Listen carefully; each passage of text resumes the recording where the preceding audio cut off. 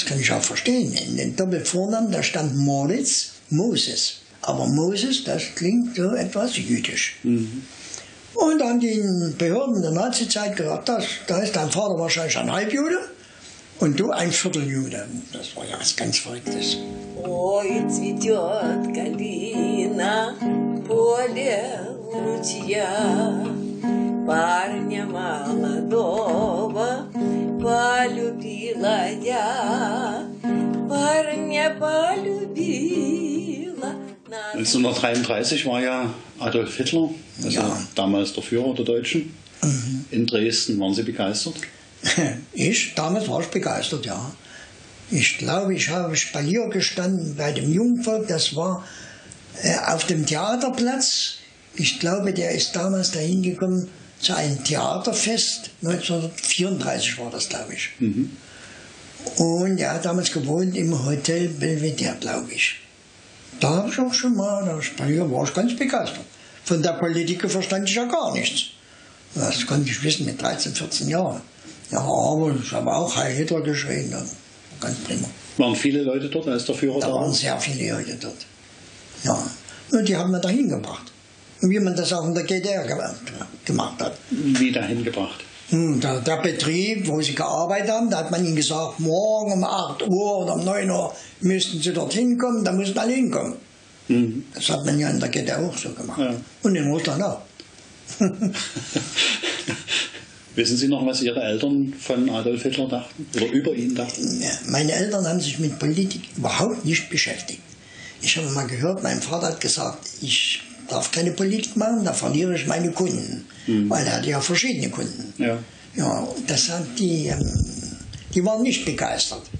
Aber mein Chef zum Beispiel, der Herr Mayer, das kann ich auch bis heute noch nicht verstehen. Der war auch nicht begeistert. Ja. Aber er hatte in Dresden einen ganz guten Ruf und nicht nur als Fachmann. Und er hat irgendwo noch da gearbeitet, ehrenamtlich. Und wie das bei ihm gelungen ist als ohne Parteigenosse, das verstehe ich überhaupt nicht. Hatten Sie Angst vor den Nazis später? Später ja. Warum? Weil die haben ungefähr 1935 schon angefangen, die Juden zu verfolgen. Und da konnte man an vielen Geschäften schon lesen, Jude, so ein Schild. Auch in Dresden? Auch in Dresden, ja, das war ganz klar. Man hat uns niemals irgendwie dann verfolgt oder was, nein, kann ich nicht sagen. Aber eine Angst, da hatte ich ja schon mal. Ich war ja damals in den letzten Jahren schon nicht mehr deutscher Staatsbürger. Wir hatten ja die polnische Staatsbürgerschaft angenommen. Wie kam es dazu? Dass als 1937 in der Berufsschule, oder 36, ich weiß nicht genau, da sollte ich mussten wir alle eine Ahntafel bringen. Das heißt, wir sollten beweisen, wer unsere Vorfahren gewesen sind. Die Eltern, Großeltern und ich glaube auch die Urgroßeltern. Bei meiner Mutter ging das ganz einfach, die ist in Nienburg an der Weser geboren. Das haben wir alles gefunden. Bei meinem Vater ging das überhaupt nicht. Mein Vater ist geboren in der Bukowina, das war damals 1880 ist er geboren, das war Österreich-Ungarn. Das war ein kleines Dorf bei Czernowitz. In Czernowitz, ich weiß nicht warum, sprach man Deutsch, nur Deutsch. Ja. Da war eine große deutsche Gemeinde, da war eine große jüdische Gemeinde. Und er ist als Schneidergeselle gewandert. Das war damals, ich glaube, jetzt gibt es auch noch manche. Da ist er gewandert von der Bukowina über Rumänien, Österreich nach Deutschland. In Deutschland ist er angekommen, einen Pass gab es damals nicht. Er hatte einen Heimatschein. Mhm. In den Heimatschein stand drin, sein Familiennamen, wann er geboren ist, dass er wohnt im Dorf Bojan bei Czernowitz. Und das war's. Da stand nicht drin die Religion, nicht die Staatsangehörigkeit, gar nichts. Und mit diesem Heimatschein ist er wahrscheinlich ins Meldeamt gegangen, hat sich angemeldet. Und damals hat sich niemand gefragt, was er ist, ein Staatsbürger, von wo ist er gekommen. Hat sich niemand interessiert. Aber als ich die Ahnentafel gemacht habe, da habe ich ja geschrieben nach Czernowitz, da haben wir gesucht, da wollten wir eine Geburtsurkunde finden oder irgendwas. Haben wir nichts gefunden. Alles ist verloren gegangen in der Kriegszeit. Und da haben die deutschen Behörden gesagt, nee, da ist er wahrscheinlich ein Staatenloser. und wahrscheinlich noch ein Halbjude, weil er hatte einen Doppelvornamen. Das kann ich auch verstehen. In dem Doppelvornamen, da stand Moritz, Moses. Aber Moses, das klingt so etwas jüdisch. Mhm. Und dann haben die Behörden der Nazizeit gesagt, da ist dein Vater wahrscheinlich ein Halbjude und du ein Vierteljude. Das war ja was ganz Verrücktes. Mit Juden hatten wir überhaupt nichts zu tun in Dresden. Wir hatten keine Bekannten, keine Verwandten. Wir waren evangelisch-lutherisch. Meine Eltern nach 1910 sind in der Trinitatiskirche getraut worden. Den einzigen Juden, den ich in Dresden kannte, das war unser Hausarzt. Das war ein Jude, der Dr. Dreyfus. Der ist später ausgewandert nach Südafrika. Und meine Schwester, die ist 10 Jahre älter als ich, die arbeitet auf der Prager Straße in einem Modesalon bei der Firma Hirsch & Co. Das war auch ein Jude. Da arbeitet sie als Direktrice. Aber weiter hatte ich mit den Juden überhaupt nichts zu tun.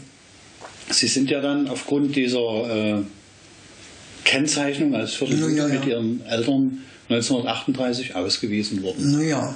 Hat Ihnen niemand in Dresden geholfen, dass Sie hier bleiben konnten?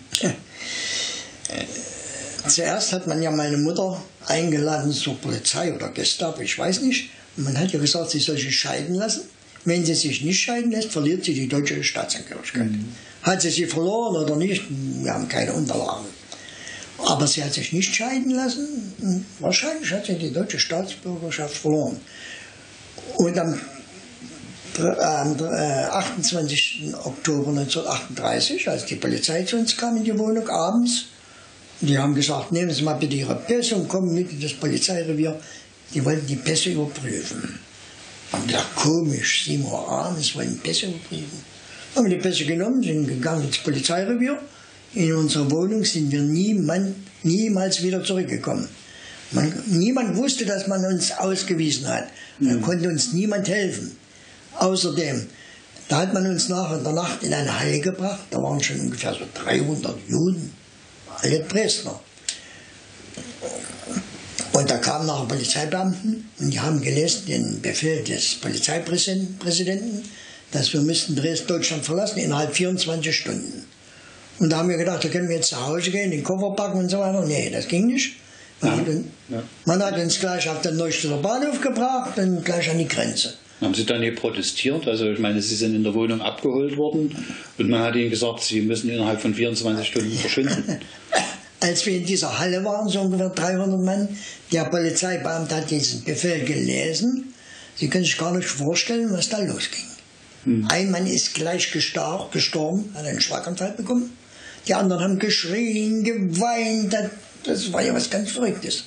Und außerdem, die Polizeibeamten haben uns das vorgelesen. Nachher gaben sie jeder Familie einen Zettel, den habe ich auch jetzt noch, wo das drauf stand, wir mussten Deutschland verlassen.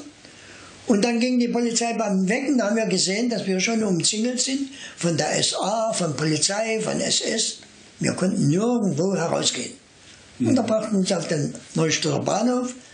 Das war sogar 5 Uhr früh. Der ganze Bahnhof war abgesperrt. In den Zug, da ging es an die polnische Grenze. Beschweren konnten wir uns nicht und helfen konnte uns auch niemand.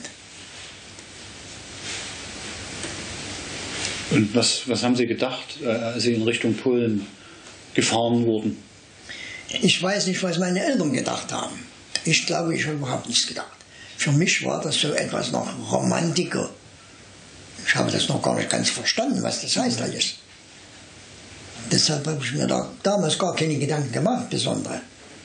Wissen Sie, was Ihre Eltern gedacht haben? Nee, das weiß ich auch nicht. Weil ich habe gesehen, meine Mutter hat auch geweint, sie hat gezittert. Das war etwas ganz Schlimmes. Unter uns waren ja auch ganz alte Leute. Unter uns waren junge Frauen mit Babys auf den Armen. Und wir haben an der Grenze so ungefähr 5, 6 Stunden gesessen. Die Polen wollten uns ja nicht hereinlassen. Die wussten ja gar nicht, was da hier los ist. So viele Leute sind gekommen an die Grenze. Das war das ganz, ganz Schweres. Ja. Das zu überleben, immer für die älteren Leute, so wie meine Eltern, alles zu verlieren, das war gar nicht einfach. Что одна девчина думает о нем, у ручья с калины облетает цвет, а любовь девичья не проходит.